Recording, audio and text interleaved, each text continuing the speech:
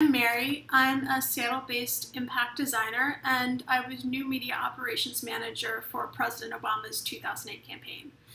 I'm here today because this past weekend I attended Swing Left Academy, which is a training by a new organization designed to help Democrats win back control of the House of Representatives. And the training was really amazing. It was 3 hours long, and 800 people attended, which is great. But I thought, maybe I can break that training down into 15 minutes and then we can have thousands of people watch the training on the internet.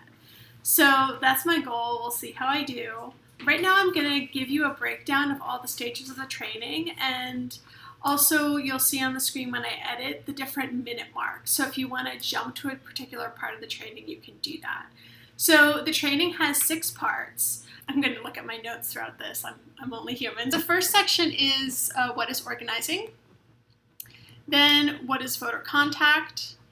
3, what to expect when you canvass. 4, how to recruit volunteers. 5, how to build a strong team. And then 6, we'll end with a call to action at the close, because of course we'll end with a call to action at the close. So let's get into it. Okay. So what is organizing? So the first thing they showed us is this picture, which represents organizing, right?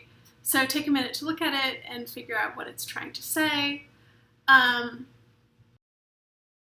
So basically, and also I'm gonna pause in this video, but I'm not really gonna take that much time. So if you wanna actually pause, just stop the video. So for that picture, basically, what hopefully you got out of it is that even though when we are many single small fish, we are victimized by those in power often. But if we get together, we can be powerful and we can actually take power for ourselves. And also it's important to note that in the fish made up of small fish, everyone has a role, everyone has a place. And also we progressives are diverse, and that is part of what we need to take into account when we act together. So basically, beyond just the picture of the fish, which is great, we can say that organizing is getting together and leveraging relationships to do amazing things. And these amazing things could be things you've already done, like organizing a bake sale or getting your friends together to help you move. If these things seem familiar and you say, oh, well, I've already organized before, I didn't realize it, it's because you already know how to organize. It's core of being human, and that is because relationships are at the core of organizing. That's section 1. Okay, section 2. What is voter contact? So the reason that we organize around elections is because we want to mobilize people to do voter contact. And there are basically 5 different types of voter contact that are engaged in and are considered to be effective. And they are texting, which is relatively new, writing postcards, making phone calls, also called phone banking, and then doing 2 kinds of canvassing, which is having face-to-face in-person conversations with voters. And the first kind of canvassing is in high traffic areas like a farmer's market or a grocery store parking lot or a music festival. And the second face-to-face contact is door-to-door canvassing. This means door knocking. And I've talked about these tactics in other videos. Basically, recent research by the Analyst Institute has shown that door-to-door canvassing is the most effective way to turn someone out to vote. And it's actually 5 times more effective than the newer methods such as texting. So that is why Swing Left is mobilizing people to canvass, and also when you are organizing volunteers, you will be mobilizing them to canvass. So, what to expect when you canvass? Section 3. So I've said this in other videos, but you will be walking around outside. It will be summer, at least for the next month and a half. So you will want to bring water and snacks and comfortable shoes and sunglasses, right? We did this before in another video. Expect to spend about 3 hours doing canvassing. You'll be spending 90 minutes to 2 hours actually walking door to door, and then there'll be a short onboarding process before you begin. Practically speaking, you will show up at a staging location which could be the office of a campaign, it could be a cafe, it could even be someone's house. I've experienced all three of these. And at that staging location, you will get a list of houses, of doors that you will knock on. Important to know, you will not simply go to a neighborhood and knock on everyone's door. You will knock on the doors only of people who are likely Democratic voters. And we know this from looking at voter files, which are public information. That's more on the data side, but that's how we find out. So you will go to this staging location and they will give you a list. And it may be a physical paper list, or it may be a list that you download in an app. But in any case, it will give you names of individuals and their address, and also data to fill in, because you'll have some kind of a question like, is this person a supporter? Basically, if they're a strong yes, they might not be contacted again until the election. If they're a strong no, they're also not going to be contacted because they're not interested in our message, right? And if they're in the middle, if they're undecided, they would almost certainly get contacted again. Remember to fill in the data, because if you don't fill in the data, it's like your canvas never happened at all. What I do is I fill in either those check boxes on the canvassing sheet or tapping those circles on the app, those bolts on the app, right after I turn around and leave the door. So just remember, you're not going to be talking to Trump supporters. You're not going to be trying to convince people to agree with us who don't. You're going to try to convince people who do agree with our values to turn up and vote or mail in a ballot or whatever the situation is in your state. Okay, so what happens after the training? So you get your training at the staging location. They will also give you a script of things to say. As I've said in previous videos, don't get too wrapped up in the script. You're not a robot, you're going to make it your own. And remember what we said about organizing, it's all about relationships. So the bottom line is that whoever's door you knock on is a positive experience of the interaction that you had. Okay?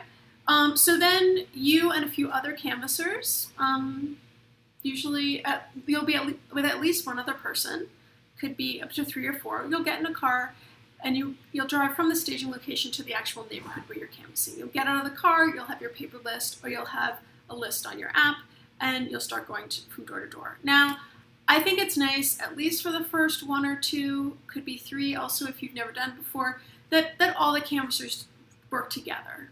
And you all knock on the door, and you knock, you step back, you give the person space, and they come out, and you introduce yourself, you say who you're with, and you go into your script. Once you get a sense of how it works and you all feel comfortable, then it's actually a good idea to split up and take different houses on the list, or the walk packet, so that you can actually cover more houses more quickly. And generally, you will be knocking on about 40 doors, bearing in mind that many people may actually not be home or may choose not to answer the door, which is their choice. And you can expect to have about 5 conversations an hour, right? So just know that when you're canvassing, that, if you're a little more introverted, it's not going to be all conversations with strangers all the time. It'll be a few conversations with strangers spread out over an hour, or as I said, that 90-minute period you'll be walking around. And then if someone's not home, there are things called lit, which is basically information about a candidate, and you will most likely leave that lit, even if you don't, in the door, not in the mailbox, that's not allowed, in the door, so that they can still get the information if you didn't talk to them. If you are canvassing in a district that you do not live in. So this is really common. We have a lot of the swing districts are in suburban areas. A lot of Democratic voters and activists are in urban areas, right? You probably heard that. So if you're an urban progressive person and you're going out to a suburban area to canvass and someone asks, oh, are you from here?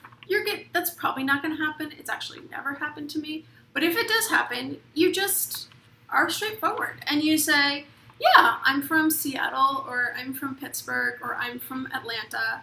You have the power to flip the Congress in a way that I don't, because I'm already represented by a Democrat.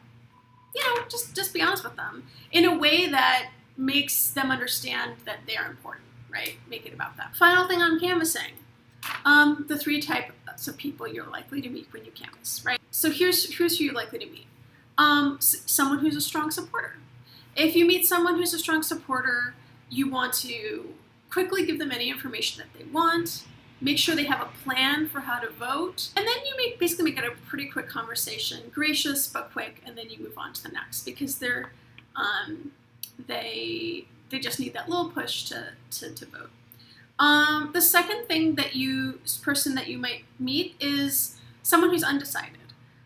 So there you want to provide any information that you can in response to their questions. If you don't know an answer, you just send them to the candidate website. You be very frank, say, I'm sorry, I don't know about that issue, but provide information you do have, and then say, here's the candidate website. And then even if you have a non-supporter, that could happen. Or someone could just be in kind of a, unpleasant mood because they had a bad day, they didn't get enough sleep, their dog is sick, who knows.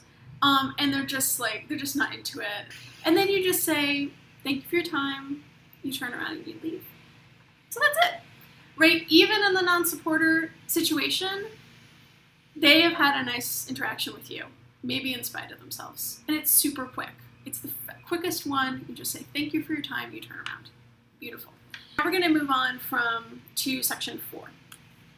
And in section 4 about recruiting volunteers, it's moving on from you being an individual contributor and volunteer to someone who's actually becoming a leader in this movement, right? So this means you're not starting a group or anything. You're not starting a Swing Left chapter. You're just recruiting other people to volunteer with you, to canvass with you. The key to volunteer recruitment is what we call a hard ask. And this is actually not such a great term because it doesn't mean a difficult ask or challenging ask. It just means a very specific, precise ask. So you were asking for someone to take a specific action at a specific time, right? And then remember, you have to follow up because people are busy, which is an email or a phone call or what have you. And if you commit to give someone information, you do that really quickly because that not only provides them the information, but also shows that they matter. The other thing is people may say no when you ask them to do something or invite them to do something. And you want to be really clear in your mind what kind of a no someone is giving you. So are they saying not now, not that, or not ever? So not now, if they say, oh, sorry, Monday is not good for me, then you immediately, ideally, have the next date available. It's like, oh, well, we have it on Tuesday or Wednesday as well. If it's not that, I've done that before and I really hated it, right? Then you say, well, we also do phone banking. Can I sign you up for that? And kind of throw out ideas until someone says, okay, I'm maybe interested in that, right? And then the other thing is maybe someone says, no, I'm really not interested. And that's a not ever, and that's also important because if someone's really not interested, then you just want to say, thank you, okay, be gracious, and then move on, because if you put more energy into that, you're actually not going to get a response, right? And that's fine. And not everyone is going to be an activist. We just want as many people as possible to do that. Okay, so 5. We are almost at the end of our video. So how to build a strong team. So this is moving up a little bit higher in the activism spectrum. So this is that, maybe you're actually building a group of citizens that are committed to doing recurring activism around the election. We're going to focus on 2 specific pieces of advice around ladder of engagement and structure. Ladder of engagement that pushes people up to higher and higher levels of basically expressing their own power and talents to benefit the cause that we were working on. So the first step is simply interest, expressing interest. And the classic way we expressed interest in this day and age is agreeing to be on an email list, liking a Facebook post, sharing a Facebook post. So that's an indication that someone supports our cause. Then basically what you would want to do is activate that person. So get them to actually show up at some kind of activism activity. Once people show up, then you want to get them active, which is doing an activity on your behalf in a recurring way. And that is when we engage in the hard ask. Say, oh, thanks for showing up. Can you canvass on these dates after they come to that coffee or meet and greet or whatever that first action is. Then the next step is being a member. And that means that in whatever group you're a part of, they have some decision-making power.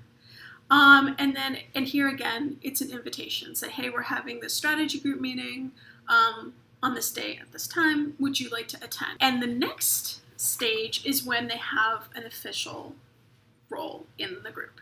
And that means they have a responsibility and they probably have some kind of a title. And here, the thing that you're going to do is you're actually going to make a personal offer to them that is based on, now you've worked with them for a little while, on what you know about their capacity and their talents. So you're not going to just say at a group meeting, hey, can anyone volunteer to be in charge of Facebook? You're going to think of the volunteers you know who already show up, who are already reliable, and you're going to go over to one of them that you actually think would do the best job, and you're going to say, hey, Sarah, I've been noticing your work, that you've been coming to our group meetings. I also hear that you're working PR. We really need another moderator for the Facebook page. Is that something you would consider? It's however many hours a week, right? And in that way, you are not just asking someone to do someone, you're also showing, again, that they matter, right? Because that's kind of the best thing that you can do as an organizer is, and everyone you interact with, they feel somehow that they matter, and they matter to you. Also remember, it's also a bit like a pyramid, right? So every time you ask people to do more and be more engaged, the number of people who would do that will become smaller. So it's not a column, it's a pyramid, right? You'll have an email list of 14,000. You'll get, a few hundred to show up to a meeting, right? And then you'll have like 5 people that will be leaders. But 5 people who are leaders is a lot of capacity. And finally, on strong teams is structure, right? So the structure that Swing Left has found works best is kind of a snowflake pattern, which is that you have someone in the middle who's a leader who sets the vision, right? Because you can't have an empty center. You have someone in the middle who sets the vision. But they are not just telling other people what to do, right? They are sharing information, but also accepting feedback. So you have dual arrows there. And then everyone else also has the capacity to lead. So they're also able to communicate out to others what is needed and get feedback back. And so that's how, because of that building at the edges, the snowflake becomes a snowball and we can have, make change. So last section, call to action. So one of the great things that Swing Left is doing, you can go to their website, which I'll post on the screen, and sign up for an email list. Basically, when I did this, I don't get a lot of emails, but I did get an email inviting me to the academy. I got an email inviting me to a meetup. So they're very strategic in how they use the email list, as you shouldn't be surprised based on the content of this training, right? And the final call to action is a specific thing that you can do, which is a hard ask. So they are trying to turn as many people out to Canvas as possible in the weekend before the general election. And they're calling this activity the last weekend. So even if you don't want to do anything else for the elections, but you really want to make a difference, just go to the email, go to this address and sign up for the last weekend. Maybe get a couple friends to sign up with you. You'll be canvassing, which is getting people out to vote, GOTV, just the weekend before the election. And that is tremendously important. So that's it. Yeah, thanks.